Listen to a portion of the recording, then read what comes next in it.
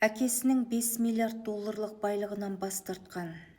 Гопан 1972 жылы Малайзияның Куала-Лумпур қаласында ауқатты отбасында дүниеге келген.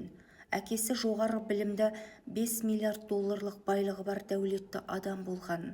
Гарвард университетінің түлегі, Мельбурн оқу орнының ғылым докторы. Ол мұнай, бұқаралық ақпарат құралдары, табиғи газ, телекоммуникация секілді салаларда ірі бизнес империясын құрған. Таиланд патшалығының тек дәулетінен шыққан. Гопан балалық шағын ақсүйектік, ханзадалық өмір салтында өткізді.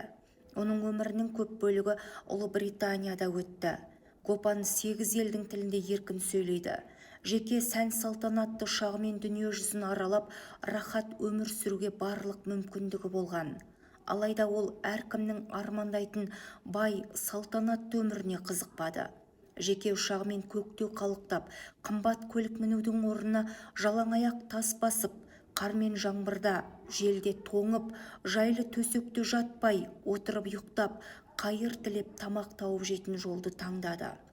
18 жасында баршаны таңғалдырған шешім қабылдап, Таиландқа монах болу үшін аттанады. Оның жүрегін баураған буддистік ұстазы, әйгілі орман ұстазы Аджан Ча. Монах атанып қазір Таиланд пен Мунмуар шекарасында жақын аймақтағы монастырда аббаты қызметін атқарады. Ол табиғатты қоршаған ортаны қорғау, климаттың өзгеруіне қарсы күрес бағытында да белсенді үн қатып келеді. Мол байлықтың ортасына басталған өмір ақырында мүлде басқа жолға, жалаңаяқ жүріске ұласты. Ол өзінің таңдаған жолын шын жүректен разы. Оның жалаңаяқ жүрісі өмірінің мәні.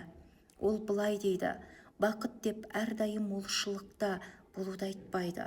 Шынайы бақыт ішкі тыныштықта деген екен.